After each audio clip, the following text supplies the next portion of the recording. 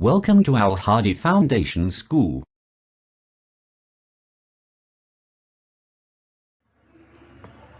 Bismillahirrahmanirrahim. Assalamu alaikum dear students. Friends, today we are going to start our maths lecture from page number 11 of unit number 1, operations on sets. ठीक है, तो इसमें operations on sets हम discuss कर रहे थे, जिसमें से फर्स्ट 3 जो है वो हम डिस्कस कर चुके हैं। नेक्स्ट है हमारे पास फोर्थ वन, यूनिवर्सल सेट। तो हमने ये डिस्कस करना है कि यूनिवर्सल सेट जो है वो क्या होता है। A set containing all the elements under consideration is called a universal set. तो यूनिवर्सल सेट की डेफिनेशन हमने प्रीवियस लेक्चर में भी डिस्कस की थी कि एक ऐसा सेट जिसमें एक दूसरे सेट के सारे एलिमेंट्स जो है वो मौजूद होते हैं, वो यूनिवर्सल सेट कहलाता है।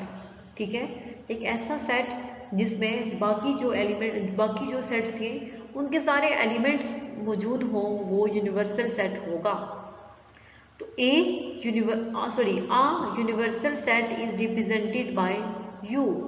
तो यूनिवर्सल सेट को हम इस U से रिप्रेजेंट करते हैं। U का जो सिंबल होता है वो यूनिवर्सल सेट के लिए यूज होगा।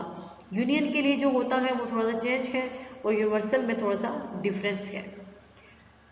अब नेक्स्ट है कंप्लीमेंट ऑफ अ सेट, कि एक सेट का कंप्लीमेंट सेट कौन सा होता है। If a set A is a subset of a given universal set, अगर सेट A जो है, अगर कोई भी एक सेट A वो सबसेट है किसी यूनिवर्सल सेट का। ठीक है, एक यूनिवर्सल सेट है, उसका जो उसका सबसेट जो है A, then the set of elements not in A, तो ऐसे एलिमेंट्स जो कि A में नहीं है लेकिन यूनिवर्सल सेट में है, तो वो उसका कंप्लीमेंट सेट होगा। ठीक है, कोई भी एक यूनिवर्सल सेट है तो A जो है वो सबसेट होगा उस यूनिवर्सल सेट का। तो फिर ऐसे एलिमेंट्स जो कि A में नहीं है लेकिन यूनिवर्सल सेट में वो एलिमेंट्स हैं, तो वो कंप्लीमेंट सेट में आते हैं। A complement set is represented by A dash। ठीक है, तो जो कंप्लीमेंट सेट होगा उसको हम कैसे रिप्रेजेंट करते हैं, A डैश से। ये A के ऊपर जो है थोड़ी सी डैश लगानी है, तो वो ये कंप्लीमेंट ऑफ A के लिए होती है। नेक्स्ट इसकी एग्जांपल है, create the complement set for set A, कि सेट A गिवन है, उसके लिए हमने कंप्लीमेंट सेट बताना है कि सेट A का कंप्लीमेंट सेट कौन सा है। तो कंप्लीमेंट के लिए आपके पास यूनिवर्सल सेट का होना ज़रूरी है। अगर आपके पास यूनिवर्सल सेट नहीं है तो आप किसी भी सेट का कंप्लीमेंट फाइंड नहीं कर सकते। तो देखिए इसमें यूनिवर्सल सेट कौन सा है। Universal set is equal to 1 2 3 up to so on 10, यानी इस सेट के जो एलिमेंट्स हैं वो 1 से लेके 10 तक हैं। 1 से लेके 10 तक जितने भी नंबर्स हैं वो इस यूनिवर्सल सेट में हैं। और सेट ए के एलिमेंट्स क्या हैं, 2 4 6 एंड 8, ये सेट ए के एलिमेंट्स हैं। अब सॉल्यूशन में u प्राइम, इसे प्राइम ए प्राइम भी बोलते हैं, A dash, A prime is equal to u minus A, यानी कंप्लीमेंट ऑफ ए किसके इक्वल होगा, u माइनस ए, कि u में से हमने a को माइनस करना है। हमने वो एलिमेंट्स लिखने हैं u के जो कि a में मौजूद नहीं है, वो उसके कंप्लीमेंट में आएंगे। तो a प्राइम यानी a complement is equal to universal set minus a set. ठीक है, यूनिवर्सल सेट के एलिमेंट्स लिख दिए और a सेट के भी एलिमेंट्स लिख लिए। अब a prime is equal to, अब यहाँ पे हमने कंप्लीमेंट में वो एलिमेंट्स लिखने हैं जो कि A में मौजूद नहीं है लेकिन यूनिवर्सल सेट में है। तो 1 A में नहीं है तो हम 1 लिखेंगे। अब 2 यहाँ पे यूनिवर्सल सेट में भी है और A में भी है, इसलिए हमने 2 को स्किप कर दिया। नेक्स्ट 3, 3 जस्ट यूनिवर्सल सेट का एलिमेंट है, वो ए सेट का एलिमेंट नहीं है, इसलिए ए भी हमारे पास जो है वो कंप्लीमेंट ऑफ सेट में आएगा 3।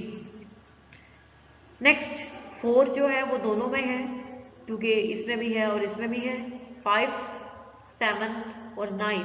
अब 10 भी दोनों में नहीं है, सॉरी 10 जस्ट ए में है, बी यूनिवर्सल सेट में है, सेट ए में नहीं है, तो इसलिए 10 भी कंप्लीमेंट ऑफ सेट में आएगा। यानी सेट यूनिवर्सल सेट के वो वाले एलिमेंट्स कंप्लीमेंट ऑफ सेट बनाते हैं जो कि किसी दूसरे सेट में मौजूद नहीं होते, वो सारे कंप्लीमेंट ऑफ अ सेट में आएंगे।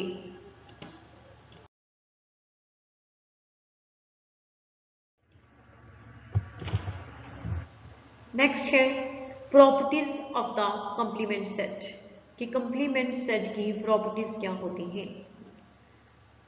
The union of a set A and it's complement A prime produces the universal set you, कि अगर हमारे पास जो सेट ए और कंप्लीमेंट किसी भी, अगर हम सेट ए सेट है मौजूद हमारे पास है और सेट ए का कंप्लीमेंट भी हमने फाइंड कर लिया है, तो सेट ए और सेट ए की कंप्लीमेंट दोनों के यूनियन फाइंड करने से, मीन्स दोनों को इकट्ठा करके लिखने से हमारे पास यूनिवर्सल सेट यू आता है। क्या है कि अगर सेट ए और सेट ए की कंप्लीमेंट दोनों का हम यूनियन फाइंड करें तो वो हमारे पास यूनिवर्सल सेट बनेगा। फॉर एग्जाम्पल, जैसे कि एग्जाम्पल है for the data in the previous example, यानी कि पिछली वाली एग्जाम्पल में जो डाटा हमने यूज़ किया था वो उसमें ए हमारे पास जो था सेट ए, उसके एलिमेंट्स थे 2, 4, 6 एंड 8, और जो हमने कंप्लीमेंट ऑफ ए फाइंड किया था उसके एलिमेंट्स से 1, 3, 5, 7 एंड 9, सॉरी 10 भी है इसमें। तो अगर हम ए और ए कंप्लीमेंट इन दोनों सेट्स का यूनियन फाइंड करते हैं, मीन्स यूनियन में हमने इन दोनों सेट्स के सारे एलिमेंट्स को लिखना है, तो जब यूनियन फाइंड करेंगे तो ये हमारे पास यूनिवर्सल सेट बन जाएगा। अब 1, 2, 3, 4, 5, देन 6, 7, 8, 9 एंड 10, तो ये हमारे पास जो है वो यूनिवर्सल सेट होगा। तो पिछली वाली एग्जांपल में यूनिवर्सल सेट हमें यही गिवन था जो कि हमने भी फाइंड किया है। तो ये फर्स्ट प्रॉपर्टी थी कंप्लीमेंट सेट की, कि किसी भी सेट को और उसकी कंप्लीमेंट्स उन दोनों का यूनियन फाइंड करने से हमारे पास यूनिवर्सल सेट आता है।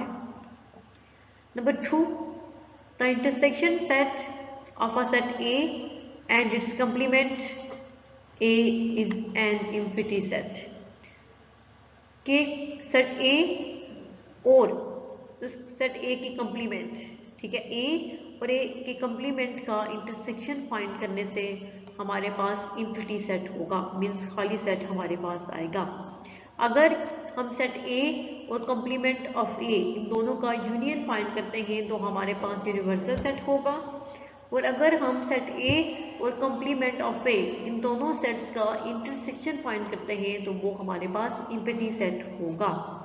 फॉर एग्जाम्पल है for the data in the previous example, वही डाटा जो हमने पिछली वाली एग्जाम्पल में यूज़ किया है वही यहाँ पे भी यूज़ होगा। ए इंटरसेक्शन ए कंप्लीमेंट, तो ए क्या है 2, 4, 6 एंड 8, इंटरसेक्शन का साइन, सॉरी सिंबल, और इसके बाद ए कंप्लीमेंट 1, 3, 5, 7, 9 एंड 10, तो इन दोनों में से कोई भी एलिमेंट्स कॉमन नहीं है, ठीक है, ऐसा कोई भी एलिमेंट नहीं है जो दोनों में हो, इट्स मीन इन दोनों का इंटरसेक्शन हमारे पास एम्प्टी सेट आएगा। तो ये दो प्रॉपर्टीज थी कंप्लीमेंट सेट की। नेक्स्ट है example number 6, if you is the set of months in a year, अगर यूनिवर्सल सेट हमारे पास ये है कि ईयर एक साल के सारे महीनों का सेट है, and A is the set of months beginning with J, और ए सेट ऐसा सेट है जिसमें सारे वो महीने हैं जो कि अल्फ़ाबेट जे से स्टार्ट हो रहे हैं, ठीक है। तो अल्फ़ाबेट जे से स्टार्ट होने वाले मंथ्स कौन कौन से हैं, जनवरी, जून, जुलाई, ठीक है, ये 3 मंथ्स जो हैं वो अल्फ़ाबेट जे से स्टार्ट होते हैं। देन फाइंड ए कम्प्लीमेंट, तो फिर हमने ए का कम्प्लीमेंट फाइंड करना होगा। तो सोल्यूशन देखें। अब यूनिवर्सल सेट में सारे साल के सारे महीने जो है वो इंक्लूड हैं, तो हमने उन सबको लिख लिया। और सेट ए में जस्ट वो मंथ्स इंक्लूड हैं जो कि अल्फ़ाबेट जे से स्टार्ट होते हैं, जनवरी, जून एंड जुलाई। तो अब हमने कंप्लीमेंट फाइंड करना है। तो ए कंप्लीमेंट कैसे फाइंड होगा? यूनिवर्सल सेट माइनस सेट ए, कि हमने यूनिवर्सल सेट में से ए को माइनस करना होगा। तो माइनस कैसे करते हैं कि हमने यूनिवर्सल सेट के वो सारे एलिमेंट्स लिखने हैं जो कि सेट ए में नहीं है। तो सेट ए में जनवरी है, इसलिए हमने वो कंप्लीमेंट में नहीं लिखना, जस्ट फरवरी, देन मार्च, अप्रैल, मई। अब ए सेट के अंदर जून है, इसलिए हम कंप्लीमेंट ऑफ ए में जून को इंक्लूड नहीं करेंगे। और सेट ए के अंदर जुलाई भी है, तो कंप्लीमेंट में से जुलाई भी स्किप होगा। मई, अगस्त, देन सितंबर, अक्टूबर, नवंबर एंड दिसंबर। तो ये जो है वो ए का कंप्लीमेंट फाइंड कर लिया हमने। ठीक है, तो आज वाले लेक्चर में जस्ट हमने complement of a set and properties of a complement set इनको डिस्कस किया है। नेक्स्ट लेक्चर में इंशाल्लाह हम वेन डायग्राम को डिस्कस करेंगे। अल्लाह हाफिज।